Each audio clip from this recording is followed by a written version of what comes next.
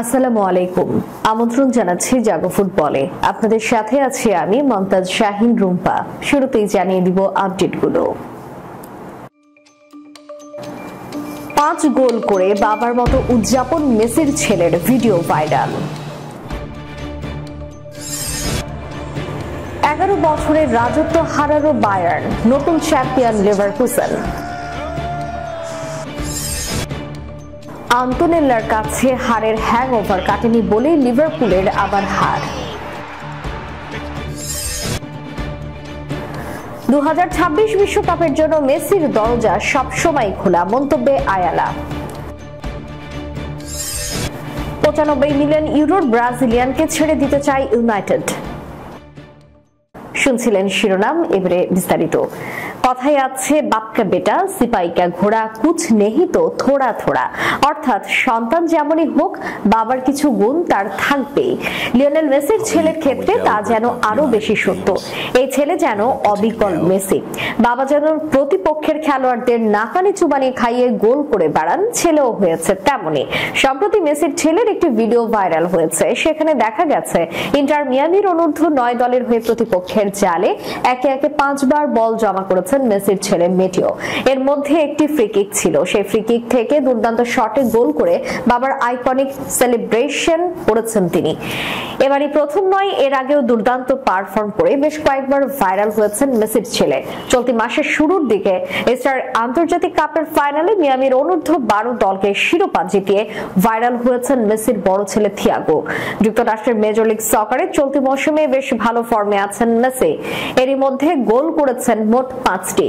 গতকাল শনিবার কানসাস সিটির বিপক্ষে দুর্দান্ত এক গোল করে 70,000 দর্শকের নজর কেড়েছেন আর্জেন্টাইন বিশ্বকাপ জয়ী এই ফুটবলার। এ যেন কোন রূপকথার গল্প, যে দলের কাছে কেউ কখনো শিরোপা আশা করেনি, তুচ্ছ তাচ্ছিল্য করে নাম দিয়েছিল লিভারকুসেন, সেই দলের হাতে অবশেষে শোভা পাচ্ছে দীর্ঘদিনের ত্যাগ তিতিক্ষার শিরোপা, যার জেরে অবসান হয়েছে বায়ার্ন মিউনিখের দীর্ঘ 11 বছরের রাজত্বের। জার্মান ফুটবলের নতুন রাজা বিয়ার লেভারকুসেন যেন 11 বছরের শোককে শক্তিতে রূপান্তর করেছে, হয়ে উঠেছে অজেয়। চলতি মৌসুমের সবকটি লড়াইয়ে অপরাজিত থেকেই বসেছে সিংহাসনে। প্রথমবারের মতো পড়েছে জার্মান বুন্দেসলিগার শ্রেষ্ঠত্বের মুকুট। সর্বশেষ গতকাল রোববার রাতে ওয়ার্ডার ব্রিলান্ডকে 5-0 গোলে উড়িয়ে দিয়েছে লিভারকুসেন। এতে 5 ম্যাচ বাকি থাকতেই বুন্দেসলিগার শিরোপা নিশ্চিত করেছে তারা, কারণ বাকি সবগুলো ম্যাচ জিতলেও তার সবচেয়ে কাছের প্রতিযোগী বায়ার্নের দ্বারা লিভারকুসেনের সমান পয়েন্ট পাওয়া সম্ভব নয়। লিভারকুসেন থেকে এখন 16 পয়েন্টে পিছিয়ে আছে বায়ার্ন। 29 ম্যাচে লিভারকুসেনের পয়েন্ট 79, সমান ম্যাচে টেবিলের দ্বিতীয় স্থানে থাকা বায়ার্নের পয়েন্ট 63। এই ম্যাচে লিভারকুসেনের হয়ে হ্যাটট্রিক করেছেন ফ্লোরিয়ান উইর্টজ। 68, 83 ও 90 মিনিটে গোল করেন তিনি, করেন ভিক্টর বনিফেস ও গ্রানিট জাকা। এই ম্যাচ জিতলেই শিরোপা নিশ্চিত হবে, এটি আগেই জানা ছিল সবার, যে কারণে লিভারকুসেনের দর্শকরা উৎসবের পরিকল্পনা নিয়েই মাঠে এসেছেন। ম্যাচের 83 মিনিটে যখন চতুর্থ গোল পেলে লিভারকুসেন, তখনই হুড়মুড় করে মাঠে নেমে যান দর্শকরা। এরপর কিছুক্ষণের জন্য খেলা বন্ধ ছিল। পুনরায় খেলা শুরু হলে আবারও গোল লিভারকুসেনের, আবারও মাঠে দর্শকরা। এরপর আর খেলাই হয়নি। মাঠের সবটাই চলে বিজয়ের লক্ষ্যে মত্ত লিভারকুসেনের দর্শকদের দখলে। প্রায় 14 মাস সব প্রতিযোগিতা মিলিয়ে অভেদ্য ছিল আনফিল্ড। অবশেষে লিভারপুলের অভেদ্য সেই দুর্গ গত বৃহস্পতিবার জয় করেছে আটালান্টা। আনফিল্ডে ইউরোপা লিগের কোয়ার্টার ফাইনালের প্রথম লেগে লিভারপুলকে 3-0 গোলে হারিয়ে গেছে ইতালির ক্লাবটি। সেই হারের হ্যাংওভার বা খোয়ারি যেন কাটিয়ে উঠতে পারছে না লিভারপুল। প্রিমিয়ার লিগে গতকাল আবার নিজেদের মাঠে ক্রিস্টাল প্যালেসের কাছে 1-0 গোলে হেরেছে ইয়র্গেন ক্লপের দল। এই হারের পর লিগ শিরোপা জয়ের আশাও অনেকটাই কমে গেছে লিভারপুলের। 32 ম্যাচে 71 পয়েন্ট নিয়ে এখন তারা আছে তৃতীয় স্থানে। সমান ম্যাচে সমান পয়েন্ট নিয়ে গোল ব্যবধানে এগিয়ে আর্সেনালের অবস্থান দ্বিতীয় স্থানে। আর শীর্ষে থাকা ম্যানচেস্টার সিটির পয়েন্ট 32 ম্যাচে 73। লিগের এমন সময় এসে এভাবে হোঁচট খাওয়াটা যেন মেনেই নিতে পারছেন না লিভারপুলের কোচ ক্লপ। ক্রিস্টাল প্যালেসের কাছে হারটি বেশ যন্ত্রণা দিচ্ছে লিভারপুলের জার্মান কোচকে। এই হারের কারণ বিশ্লেষণ করতে গিয়ে তার মনে হয়েছে আগের সপ্তাহে আটালান্টার কাছে হারের হ্যাংওভার কাটিয়ে উঠতে না পারার ফল এটা। ম্যাচ শেষে সংবাদ সম্মেলনে নিজের মনের অবস্থা জানাতে গিয়ে ক্লপ বলেছেন, খুবই বাজে লাগছে, এ থেকে বের হতে সময় লাগবে। এখানে দাঁড়িয়ে এই ম্যাচ নিয়ে আমার পক্ষে কথা বলাটা সত্যি খুব কঠিন। ক্লপ এরপর হারের কারণ বিশ্লেষণ করলে এভাবে প্রথমার্ধ দ্বিতীয়ার্ধ দুইটি ভিন্ন ম্যাচের মতো ছিল। প্রথমার্ধ খুব একটা ভালো ছিল না, এটা সর্বশেষ ম্যাচের জেরেই ছিল। আমরা সেটা থেকে বের হতে চেয়েছিলাম, কিন্তু আমরা যেভাবে চেয়েছি সেভাবে কাজ করেনি। 2026 বিশ্বকাপ খেলবেন লিওনেল মেসি, এমন নিশ্চয়তায় তাবৎ দুনিয়ার মেসি ভক্তরা কতটা খুশি হবেন তার পরিমাণ করা অসম্ভব, কিন্তু এই নিশ্চয়তা দেবে কে? লিও নিজেও জানেন না তার ভবিষ্যৎ। সবকিছু পক্ষে থাকলেও বিদ্রোহ করে যাচ্ছে বয়স, যে কোনো মুহূর্তে চলে আসতে পারে কঠিন সিদ্ধান্ত। 2026 বিশ্বকাপ এখনো বেশ খানিকটা দূরের পথ, কিন্তু টিম ম্যানেজমেন্টের পরিকল্পনায় বেশ ভালোভাবে আছেন মেসি, যদিও দিন শেষে পুরো সিদ্ধান্তটা একাই নিতে হবে লিওকে। আর্জেন্টিনার সহকারী কোচ রবার্তো আয়ালা বলেন, আমরা প্রতিটা ম্যাচ ধরে এগোতে চাই, আমাদের পরিকল্পনাই এখন কোপা আমেরিকা। মেসির শারীরিক অবস্থা কেমন এই টুর্নামেন্টের মধ্য দিয়ে আমরা কিছুটা বুঝতে পারবো, তবে সে খেলবে কি খেলবে না তার পুরোটাই নির্ভর করছে মেসির উপর। ভবিষ্যতে সে কি করবে তার সময় বলে দেবে। মেসি যখন জাতীয় দলের ক্যাম্পে যোগ দেয় সে দারুণ উপভোগ করে, আর এটা যতদিন সে করবে খেলা চালিয়ে যাবে। রবার্তো আয়ালা বলেন, কোপা আমেরিকার আগে আমাদের দুইটি প্রস্তুতি ম্যাচ আছে, আমরা চেষ্টা করব এই সময়ের মাঝে দল গুছিয়ে ফেলতে, কারণ চ্যাম্পিয়নশিপ ধরে রাখার একটা চাপ রয়েছে আমাদের।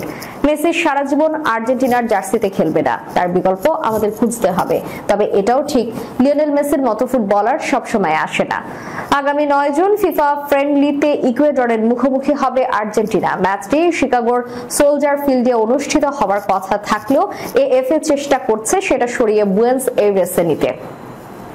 দল বদলের মৌসুম শুরুর আগেই নতুন ফুটবলার দলে ফেরাতে মুখে ইংলিশ ক্লাব ম্যানচেস্টার ইউনাইটেড। মাঠের হতশ্রী পারফরম্যান্সের কারণে এবার ব্রাজিলিয়ান উইঙ্গার অ্যান্টনিকে ছেড়ে দিতে চায় রেড ডেভিলস। তার পরিবর্তে ক্রিস্টাল প্যালেসের অ্যাটাকিং মিডফিল্ডার মাইকেল অলিসকে দলে নিতে আগ্রহী ম্যান ইউনাইটেড।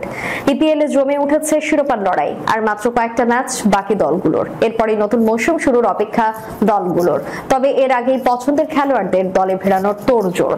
দল বদলের মৌসুমে শুরুর আগে পরিকল্পনা করতে শুরু করেছে ম্যানচেস্টার ইউনাইটেড। মাত্র 2 বছর আগে আয়াক্স থেকে ম্যানচেস্টার ইউনাইটেডে যোগ দেন ব্রাজিলিয়ান উইঙ্গার অ্যান্টনি। 5 বছরের চুক্তিতে 95 মিলিয়ন ইউরোর বিনিময়ে এই ব্রাজিলিয়ানকে দলে ভেড়ায় রেড ডেভিলস। তবে আয়াক্স থেকে ম্যানচেস্টার ইউনাইটেডে আসার পর বলার মতো কিছুই করতে পারেনি এই ব্রাজিলিয়ান।